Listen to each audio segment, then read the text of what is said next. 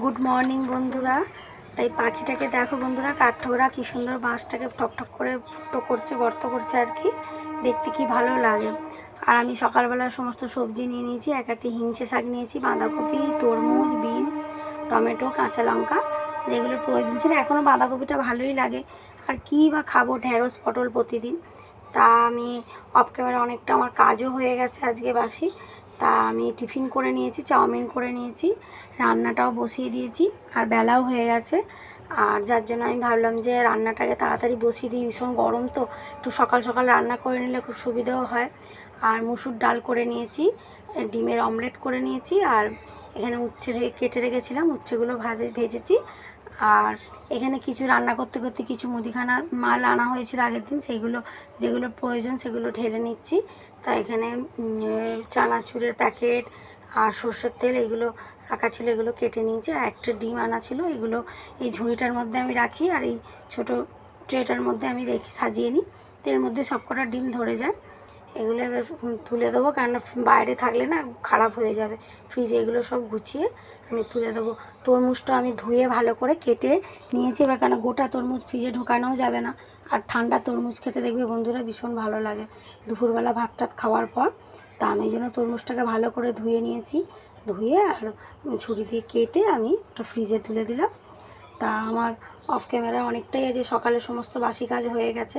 তা ভাবলাম বেলা থেকে আমি ক্যামেরাটা স্টার্ট করি।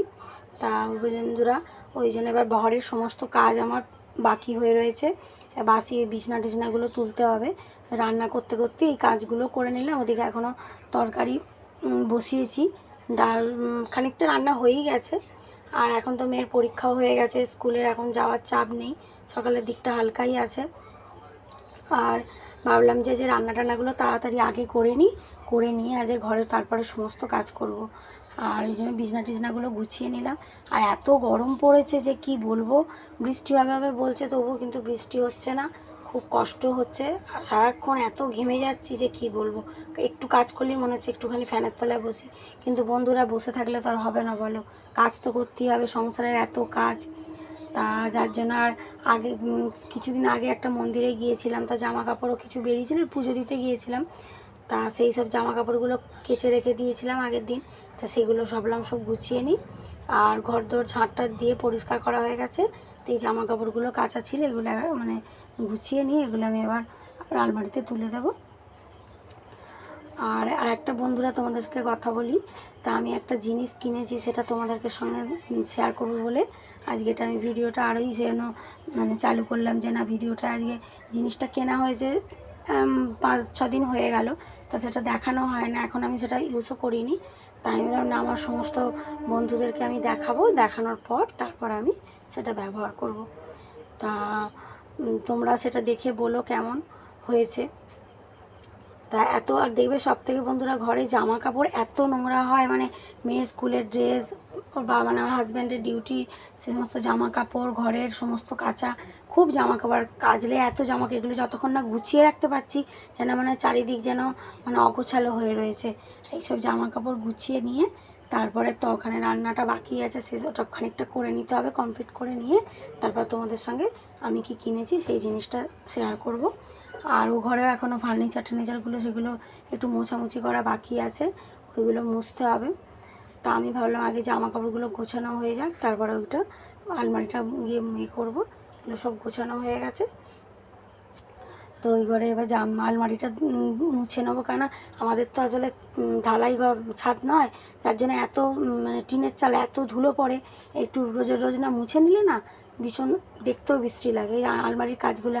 আর এই আলমারিটার সামনে একটা এরকম ওড়না ছিল আমার মেয়েরই একটা চুড়িদার, সেই ওড়নাটা দেখতে খুব সুন্দর। তাই আমি ভাবলাম যে সামনেটায়। হ্যালো বন্ধুরা, তোমরা কেমন আছো? আমি খুব ভালো আছি, আশা করছি তোমরাও সবাই খুব ভালো আছো। রাত্রে ঘুমোতে অনেকটা দেরি হয়ে গেছে, আজকে একটু উঠতেও বেলা হয়ে গেছে। তা আজকে ব্লগটা একটু দেরি করেই শুরু করেছি। ঘরের সমস্ত কাজকর্ম সব হয়ে গেছে, আমি যখন নেক্সট ব্লগটা দেবো তখন দেখতেই পাবে। তা রান্নাবান্নাও মানে হচ্ছে। তা আমি তোমাদের সঙ্গে একটা জিনিস কিনেছি, আমি সেটা শেয়ার করবো বলে আমি ভিডিওর সামনে এলাম। তা এখানে এখন তো দেখতে পাচ্ছ ভীষণই গ্যাসের ক্রাইসিস চলছে। তা আমার যেহেতু একটা সিলিন্ডার, খুবই অসুবিধা, কারণ আগের মাসে গ্যাসটা আমি পেয়ে গেছি। এবার নেক্সট মাসে যে গ্যাস আসবে, যে গ্যাস দাদা ডেলিভারি দেয়, সে বলে গিয়েছিল যে 25-30 দিন দেরি হবে। তা আমি ভাবলাম যে একটা ইন্ডাকশানের ভীষণ দরকার, তা ওই জন্য একটা ইন্ডাকশান আমি কিনেছি। তা রান্না খাওয়া তো বন্ধুরা বলো করতেই হবে, কিছু হোক না হোক। তো তার জন্য আমি সেইটা কি কোম্পানির ইন্ডাকশান কিনেছি, তা কত ওয়ার্ডের, তা সেইটা তোমাদেরকে দেখাবো বলে আমি সেটা ক্যামেরার সামনে এসেছি। তা তোমরা দেখো। এই বাজাজ কোম্পানির ইন্ডাকশানটা নিয়েছি 1600 ওয়ার্ডের ইন্ডাকশানটা তোমাদের দেখো। এখন তো ভীষণ গ্যাসের ক্রাইসিস চলছে বলে এই জিনিসটা নিতে হয়েছে, আর ম্যাক্সিমাম বাড়িতে তো আছেই, তবু আমি তোমাদের সঙ্গে একটুখানি দেখিয়ে দিই এইরকম। আর বেশি 2000 ওয়াটেরটা নেওয়া হয়নি, 1600 ওয়াটেরটাই নেওয়া হয়েছে। আর এখানে বিভিন্ন সব রান্নার বাটন আছে, কারি, ইডলি, ধোসা, মিল্ক, তারপরে টাইমার করা সেট দেওয়া আছে, প্লাস মাইনাস আছে, ম্যানুয়াল আছে।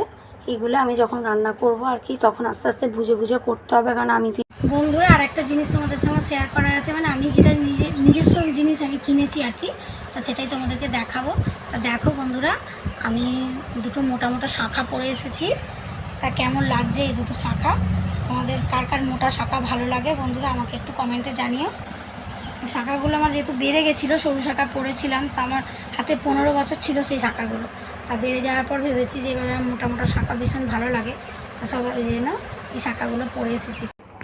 দেখো বন্ধুরা কি রান্না করেছি, আগেই বলে দিয়েছি, তবে একটু দেখিয়ে দিচ্ছি কি রান্না হয়েছে। ভাত হয়েছে, আর ডিমের অমলেট করে নিয়েছি, উচ্ছে ভাজা করেছি, মুসুর ডাল, আর ডাঁটা আলু পোস্ত দিয়ে তরকারি, আর দই আছে। তা